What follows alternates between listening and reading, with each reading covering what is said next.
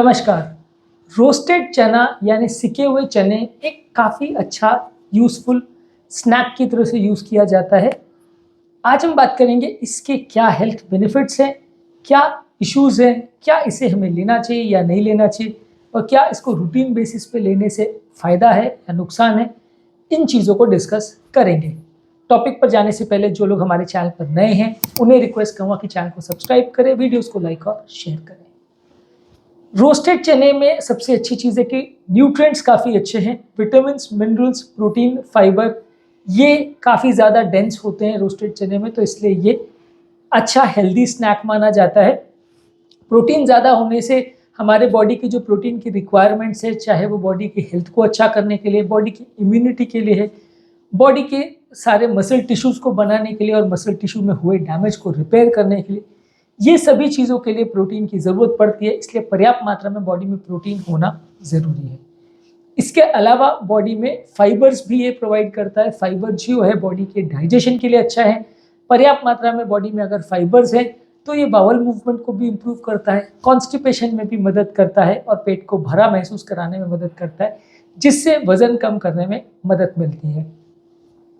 इसका एक और फ़ायदा ये है कि इसमें फ़ैट कंटेंट कम होता है, यानी लो फैट होने की वजह से ये वज़न बहुत ज़्यादा नहीं बढ़ाता। यदि खाने के बदले अगर हम इसको लेते हैं तो वज़न कम करने में भी मदद कर सकता है। जो कार्बोहाइड्रेट भी इसमें होते हैं वो कॉम्प्लेक्स कार्बोहाइड्रेट होते हैं, तो इसलिए डायबिटिक पेशेंट्स के लिए भी अच्छा है। जब हम इसको लेते हैं तो शुगर लेवल्स को बहुत जल्दी बढ़ाता नहीं है। डायबिटिक पेशेंट्स में सिंपल कार्बोहाइड्रेट लेने से शुगर जल्दी बढ़ जाता है और डायबिटिक पेशेंट्स को उसमें दिक्कत आती है, क्योंकि बॉडी को ज़्यादा इंसुलिन बनाना पड़ता है उसको कंट्रोल करने के लिए। लेकिन जब हम कॉम्प्लेक्स कार्बोहाइड्रेट्स लेते हैं तो इंसुलिन उतना जल्दी बनाने की ज़रूरत नहीं पड़ती और डायबिटिक पेशेंट्स की हेल्थ के लिए इसे अच्छा माना जाता है। तो इसलिए यदि आप कॉम्प्लेक्स कार्बोहाइड्रेट वाली कोई भी चीज़ लेते हैं तो वो आपके लिए अच्छा माना जाता है। इसके अलावा इसमें विटामिन्स, मिनरल्स जैसे कि फोलेट, आयरन, मैग्नीशियम और जिंक है। ये बॉडी की इम्यूनिटी के लिए अच्छे हैं, रेड ब्लड सेल्स के बनने के लिए अच्छे हैं, हड्डियों की हेल्थ के लिए अच्छे हैं, तो इसलिए ये अच्छा सोर्स माना जाता है। इसके अलावा वेजिटेरियन लोगों के लिए प्रोटीन के सोर्स में चने को बहुत अच्छा माना जाता है, क्योंकि वेजिटेरियन लोगों में वैसे भी प्रोटीन्स की काफ़ी कमी देखी जाती है। ज़्यादातर एनिमल प्रोटीन्स को अच्छी क्वालिटी का माना जाता है, उनका अब्जॉर्प्शन ज़्यादा अच्छा होता है। वेजिटेबल प्रोटीन्स में बहुत कम सोर्सेज अवेलेबल है, उसमें चने, दाल, मूंग, मूंगफली, सोयाबीन ये सारी चीज़ें आती है, तो उसमें चने का एक अच्छा रोल माना जाता है। दूसरा, वेजिटेबल प्रोटीन में एक इम्पॉर्टेंट इशू ये होता है कि उसमें सारे इसेंशियल अमीनो एसिड्स नहीं होते। इसेंशियल अमीनो एसिड्स का मतलब ये है कि वो अमीनो एसिड्स जो बॉडी खुद नहीं बना पाता, उनको इसेंशियल अमीनो एसिड बोलते हैं, और इनके बिना किसी प्रोटीन का बॉडी में सिंथेसिस हो नहीं सकता जब तक ये सारे के सारे इसेंशियल अमीनो एसिड्स ना हो। तो बॉडी में इसेंशियल अमीनो एसिड्स की कमी ना हो जाए, इसके लिए हमें अलग अलग तरह के प्रोटीन सोर्सेज को लेना पड़ता है, क्योंकि ज़्यादातर वेजिटेबल प्रोटीन सोर्सेज में कोई ना कोई अमीनो एसिड कम होता है। किसी में मिथियोनिन कम है, किसी में लाइसिन कम है, किसी में सिस्टीन कम है। तो इसकी वजह से होता ये है कि जब एक ही तरह का प्रोटीन खाते हैं तो वो पर्टिकुलर अमीनो एसिड बॉडी में नहीं होगा और बाकी सारे अमीनो एसिड्स भी यूज़ नहीं हो पाएंगे, क्योंकि वो एक पर्टिकुलर अमीनो एसिड नहीं है। तो अलग अलग तरह के प्रोटीन हम खाते हैं, किसी में मिथियोनिन कम है, किसी में सिस्टीन कम है, किसी में लाइसिन कम है। तो इससे ये होता है कि सारे अमीनो एसिड्स का एक स्टॉक पाइल बन जाता है, जिसको प्रोटीन बनाने के लिए बॉडी यूज़ कर सकती है। दूसरा, ये भूख शांत करने के लिए भी काफ़ी अच्छा है। यदि पर्याप्त मात्रा में हम इसको लेते हैं तो भूख शांत करने के लिए मदद करता है। काफ़ी बार आपने देखा होगा कि लोग बाहर जाते हैं और अगर खाना खाने को कुछ अवेलेबल नहीं है तो रोस्टेड चने का पैकेट या कहीं बाहर से ले लेते हैं, उसको खा लेते हैं, तो भूख मिटाने के भी काम आता है।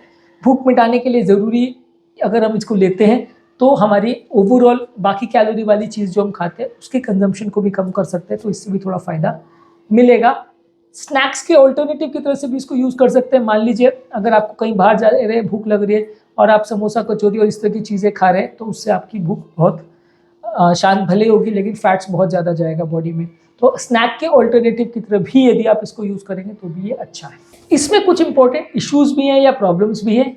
एक तो ये है कि थोड़ा कैलोरी डेंस है, ये बहुत ज़्यादा मात्रा में अगर हम इसको लेते हैं, खाने के साथ में लेते हैं, खाने के बदले लेंगे तो ठीक है, बाकी कैलोरी नहीं जाएगी, इसमें कैलोरी जाएगी तो चलेगा काम।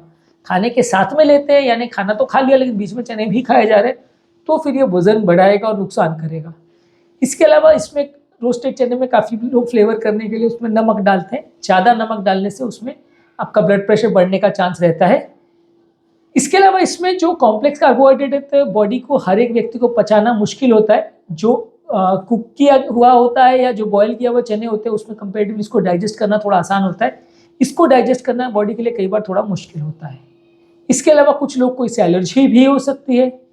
इसके अलावा इसमें पोर्शन कंट्रोल मेंटेन करना ज़रूरी है। कई बार क्या होता है कि लोग खाने पीने के साथ अगर चने बहुत ज़्यादा मात्रा में खा लेते हैं तो एक पर्टिकुलर तरह का अमीनो एसिड, एक पर्टिकुलर तरह का विटामिन मिनरल भर जाता है, बाकी सारी चीज़ें कम हो जाती है। तो आपको किस मात्रा में बैलेंस करके खाना है उसको मैनेज करना ज़रूरी होता है।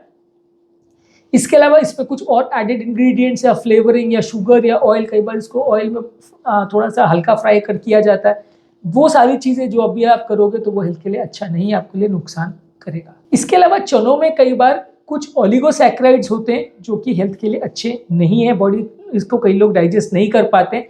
इसके लिए कुछ स्पेसिफिक डाइजेस्टिव एंजाइम्स चाहिए होते हैं जो कई लोग में डेफिशिएंट होते हैं, तो इसलिए कई बार इसमें थोड़ा सा दिक्कत हो सकती है इसको पचाने में। इसके अलावा लंबे समय तक अगर इसको आप हाई टेम्परेचर पर अगर पकाते हो तो उसमें एक्रिलेमाइड करके एक सब्सटेंस बनता है जो कि टॉक्सिन होता है, बॉडी में जाके अलग अलग तरह के प्रॉब्लम्स कर सकता है, कैंसर वगैरह भी कर सकता है, हेल्थ के लिए अच्छा नहीं है। तो लंबे समय तक ज़्यादा अगर इसको पकाया जाए तो ये हेल्थ के लिए अच्छा नहीं है क्योंकि इसमें टॉक्सिन बन सकता है। इसके अलावा हर एक व्यक्ति की इंडिविजुअल रिक्वायरमेंट्स अलग अलग होती है, किसी को उसका हेल्थ में बेनिफिट मिलता है, किसी को नहीं मिलता है, किसी का उससे वजन कम होता है, किसी का नहीं होता, किसी को उससे ओवरऑल भूख मरती है नहीं मरती है। तो वो अलग अलग व्यक्ति की रिक्वायरमेंट्स अलग अलग हो सकती है, जिसकी वजह से आपको अलग अलग तरह की चीज़ें खानी चाहिए। सबसे बेस्ट तो ये है कि इस तरह की चीज़ों को बाकी चीज़ों के साथ मिक्स करके खाना चाहिए। अकेले सिर्फ एक ही तरह का स्नैक अगर आप डेली खाते हैं तो वो उतना हेल्दी या अच्छा नहीं माना जाएगा।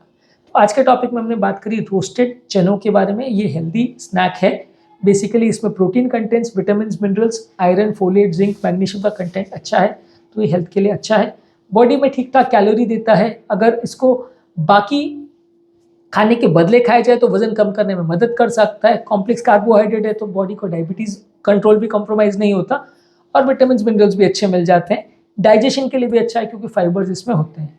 नुकसान ये है कि अगर खाने के साथ में लिया जाए या बहुत ज़्यादा मात्रा में लिया जाए तो वजन बढ़ा सकता है। साथ में अगर इसमें सोडियम ज़्यादा डाला जाए या कोई और तरह के ऑयल्स या फ्लेवर्स डाले जाए तो वो भी नुकसान कर सकते हैं। कई लोग को इसे पचाने में दिक्कत होती है। इसमें ओलिगोसैकेराइड्स होते हैं जिसको डाइजेस्ट करने के लिए जो एंजाइम्स होते हैं वो सब में नहीं होते हैं। इसके अलावा बहुत ज़्यादा टेम्परेचर पर इसको पकाने से एक्रिलेमाइड करके एक पॉइजनस सब्सटेंस बनता है जो कि हेल्थ के लिए अच्छा नहीं है। हमारा फाइनल वर्डिक्ट ये है कि एक अच्छा स्नैक है, अगर खाने के बदले इसको लिया जाए या स्नैक टाइम पे लिया जाए, मतलब शाम को 4-5 बजे अगर आपको भूख लग रही है तब आप इसको खा लिया, बाकी और कुछ खाने के बदले लिया जाए तो डेफिनेटली अच्छा है। और बाकी तरह के प्रोटीन सोर्सेज के साथ अगर इसको लिया जाए तो भी अच्छा है।